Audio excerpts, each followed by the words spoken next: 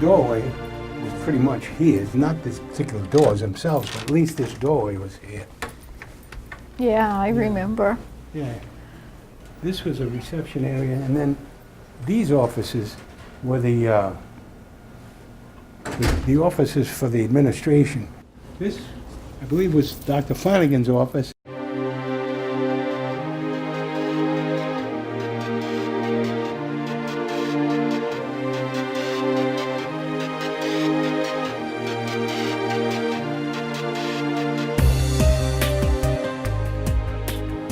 This college is called the People's College, is devoted to the service of students, and as you... He was the right man at the right time.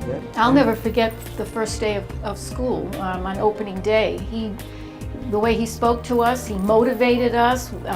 We were all excited and nervous, and he just made it seem as if everything was going to be great. And it was. It was. I remember so distinctly feeling as though we were pioneers. We were forging a direction in the state of Rhode Island, and I just got the sense from the very beginning that he, the administration, the faculty, and even the people in government were willing us to succeed. Well, the first day of school, all the students came in, and it was in the auditorium. Flanagan was there, and he kind of orchestrated the whole thing. He introduced the administration, Dean Turner and Dean Boxstall. I think he introduced the faculty as well. And the students were all there, and they were all nervous, and everybody was nervous. And Flanagan was very, very comfortable in that kind of element. He put everybody at ease. He told the students what an exciting experiment it was going to be. He encouraged the students to do well and said how lucky they were and we were to get this school off the ground. Good morning. My name's Jim Flanagan, and 50 years ago today, my dad opened this college.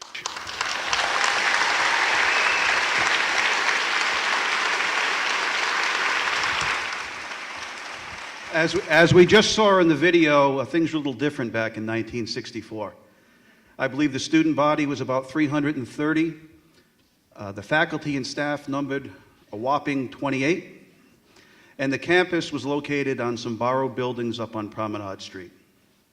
It's amazing to think today, 50 years later, you begin this year with over 18,000 students, 60,000 alumni, over 1,200 faculty and staff, and 4 campuses located across the state. That's quite an accomplishment. Matter of fact, I can't think in the 50 years being a Rhode Islander myself, a greater accomplishment or success story in our state in the last 50 years than the Community College of Rhode Island. I know for myself and my sisters here and my brothers, we were very blessed to be here at the beginning, to be part of the energy and the excitement was something very special.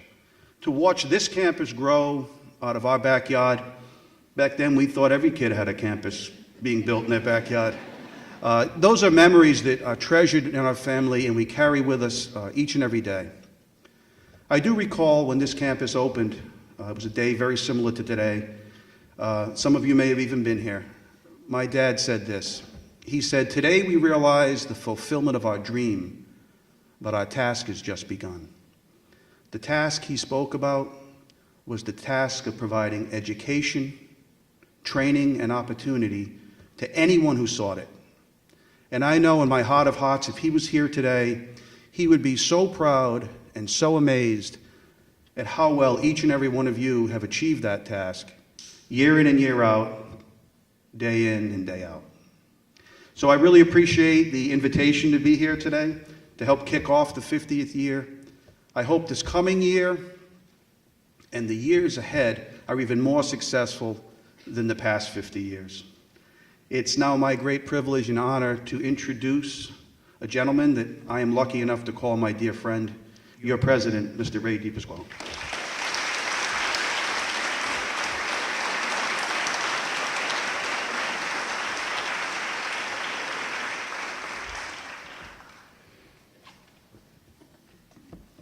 I gotta put my glasses on. Morning.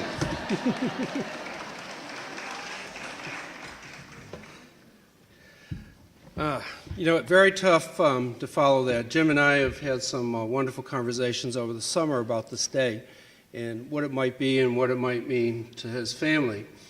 And I think this morning is exactly what I had envisioned, that we bring back what we're really all about, that we go back to our roots. We don't forget where we come from, as they say, and we remember why this was so important and what this college would not be without Dr. Flanagan and what he did. So how fortunate this morning we are to have Jim Flanagan, Linda, his wife, please come up, his sister, Ellen, please come up, and her husband, Jay Polo. They're here to represent the Flanagan family today. It's so fitting that they are here 50 years after your dad opened the college. CCRI community in the state of Rhode Island, the entire state of Rhode Island, are internally grateful for everything your father and your family have done for this college. CCRI is what it is today because of the strong foundation your dad laid for us 50 years ago. And in his honor, we would like to present to you a plaque today that reads, and if you noticed today when you walked into the Bobby Hackett Theater, you saw a plaque, and it reads, with deepest gratitude to Dr. William Flanagan and the Flanagan family for their contributions to the Community College of Rhode Island. Thank you for all you've done.